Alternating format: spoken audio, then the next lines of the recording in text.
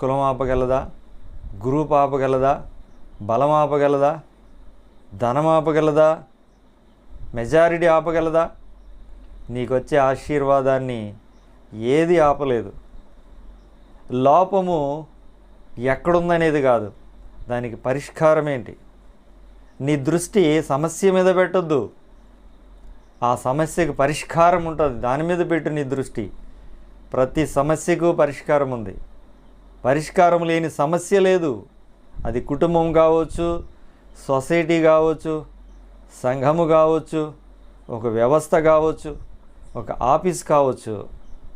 దేన్నైనా సరే మనం పరిష్కారము ద్వారానే దాన్ని జయించాలి. ఆ పరిష్కారము మీద మన దృష్టి పెట్టాలి.